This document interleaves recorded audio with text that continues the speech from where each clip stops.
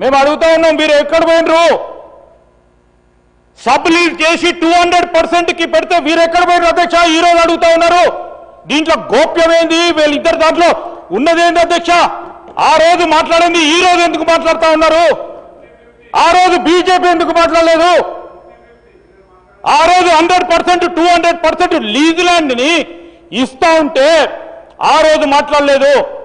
ఈ రోజు ఒక పద్ధతి ప్రకారం వారి సొంత భూములపై డెవలప్మెంట్ ఇంపాక్ట్ ఫీ అని పెట్టి ఒక ఫీజు ఛార్జ్ చేస్తే దాన్ని రాజకీయం చేస్తా ఉన్నారు అధ్యక్ష. ఇది న్యాయమేనా అధ్యక్ష? ప్రజలందరినీ కూడా ఈ రోజు మేము అడుగుతా ఉన్నాం. ఆ రోజు మాట్లాడని సారాంశం ఏంది? ఆ రోజు మీ ఇద్దరు మాట్లాడుకున్నది ఏంది? ఈ రోజు లేని అంశం ఏంది? ఈ రోజు సైంటిఫిక్ గా ఇంకోటి అబద్ధం ఆడారు అధ్యక్ష, సత్యదూరమైంది.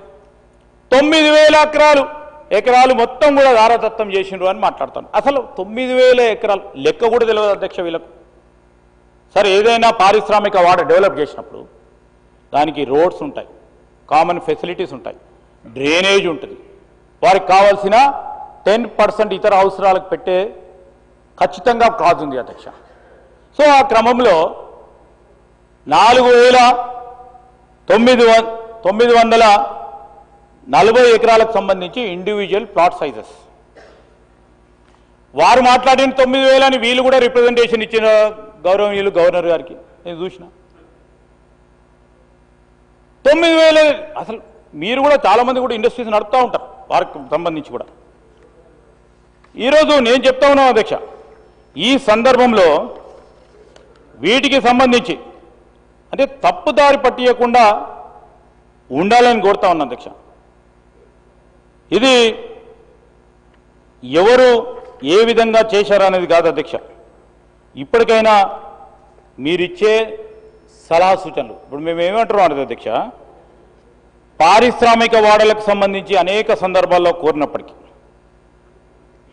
ఈరోజు మేము తీసుకున్న నిర్ణయం హేతుబద్ధంగా ఉండాలి, శాస్త్రీయబద్ధంగా ఉండాలని చేస్తా ఉన్న ఒక ప్రయత్నానికి నీరుగార్చే ప్రయత్నం చేయకుండా నేను ఎందుకు అడుగుతా ఉన్నానండి అధ్యక్ష, ఈరోజు మనం చేస్తూ ఉన్న ప్రతి ప్రయత్నానికి ఒక సైంటిఫిక్గా ముందుకు పోవాలని ఆలోచన చేస్తూ ఉన్నాం. ఈరోజు 30%, 50%కు సంబంధించి అనేక సందర్భాల్లో చర్చ జరిగింది అధ్యక్ష. మేము క్యాబినెట్ సబ్ కమిటీ, ఈ క్యాబినెట్ సబ్ కమిటీకి సంబంధించి అందరు అధికారులతోని, ఇటు హెచ్ఎండిఏ, జిహెచ్ఎంసి, ఐఐసి అందరితో కూడా అనేక సందర్భాలు ఒక్కసారిగా అధ్యక్ష 7-8 సార్లు ఈ క్యాబినెట్ సబ్ కమిటీ సమావేశాలు జరిగినాయి, చాలా సీరియస్గా.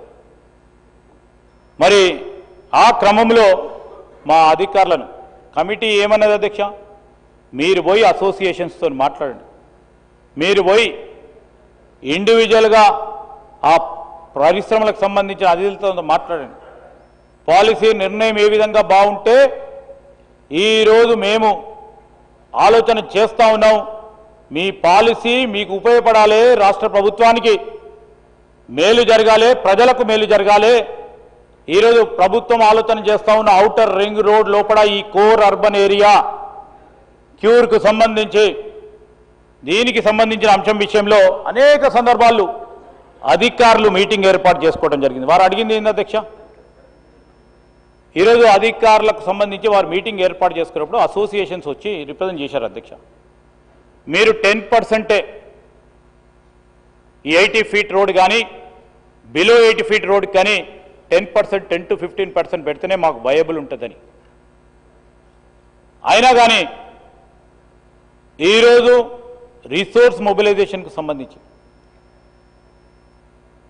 దాని గురించి ఆలోచన చేసి 80 feet and above 50% SRO rate, below the 30% of SRO రేట్ను ఫిక్స్ చేయడం జరిగింది. దీనిపైన ఇంకా ఈ ఉద్దేశం ఏమీ లేదు, మొదలే కాలేదు, ఆలు లేదు, చూలు లేదు, ఏదో అన్నట్టు ఉంది సార్ అధ్యక్ష. ఈరోజు మేము చెప్తా ఉన్నాం, ఉద్దేశం చాలా స్ట్రైట్గా పారదర్శకంగా ఈరోజు భవిష్యత్ తరాలకు సంబంధించి వారి భవిష్యత్తు గురించి ఆలోచన చేసే ఉద్దేశం. మీ ఉద్దేశం వేరే ఉంటే మాకు తెలియదు, కానీ ఈరోజు మరొకటి ఎవరిని బలవంత పెట్టే ఉద్దేశమే లేదు. ఫీజు చెల్లించి మల్టీపర్పస్ ల్యాండ్ యూసేజ్కు దరఖాస్తు చేసుకోవచ్చని అనే అంశం అది నిర్బంధమైంది కాదు. వాళ్ళు ఇష్టమైతే చేసుకుంటారు అధ్యక్ష, మార్పిడి చేసుకోవచ్చు, చేసుకోకపోవచ్చు, బలవంతం లేదు. పూర్తి స్థాయిలో స్వాతంత్రం వారికే ఉంది. మరి ఆ రోజు 2022లో బీఆర్ఎస్ ప్రభుత్వం రిసోర్స్ మొబిలైజేషన్ గురించి చేసిన ఏర్పాటు, దానికి సంబంధించి నేను ఇంతపూర్వకం చెప్పినట్టు 4740 ఎకరాలు, that include private industrial areas also. దీనికి సంబంధించి ఏ విధంగా ఉంది అధ్యక్ష, ఇంకో మాట చెప్పాల. నేను బీజేపీకి సంబంధించిన మా పెద్దలని కోరుతా ఉన్నాను. వాళ్ళైతే పదే పదే టీఆర్ఎస్ సంబంధించిన వారు పదే పదే మరి ప్రజలు సంబంధించి ఏది చెప్తే అది వింటారని మరి అంతపూర్వకం మనం చూసినాం అధ్యక్ష. ఒక ప్రచార మంత్రి ఉండే హిట్లర్ సమయంలో, వారి పేరు అందరు కూడా తెలుసు అధ్యక్ష, జోసెఫ్ గోబెల్స్.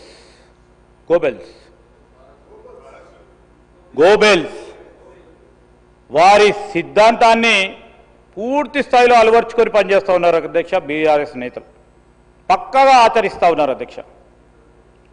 ఈరోజు అదే దారిలో మీరు ప్రయాణం చేయొద్దని మా ఆలోచన. ఎందుకంటే దేశాన్ని నడిపిస్తూ ఉన్నారు. దేశం సరిగ్గా నడవాలంటే మీరు కింద స్థాయి నుంచి పై స్థాయి వరకు కూడా సరైన ఆలోచనలు ఉండాలని మేము ఆశిస్తూ ఉన్నాం. చాలా సందర్భాల్లో చాలా విషయాలు రాద్ధాంతం చేసే ప్రయత్నం చేశారు. మరి బీఆర్ఎస్ సత్యదూరమైన మాటను వదిలితే బీజేపీ ఏం చేస్తున్నారు అధ్యక్ష? భుజాలపై ఎత్తేసుకోవడం వాళ్ళ మధ్యలో ఉన్న, ఇంతకుముందు నేను చెప్పిన అధ్యక్ష, రహస్య అనుబంధం, స్నేహం. మరి బీఆర్ఎస్ అయితే రాష్ట్ర వ్యాప్తంగా ఆందోళన ఇచ్చింది, మేమెందుకు ఇవ్వొద్దని వారు కూడా ధర్నా కూడా చేశారు. సరే చేయండి, కాదంటలేవు. అది మీకు ఇచ్చిన స్వేచ్ఛ, మీకు ఇచ్చిన రైట్.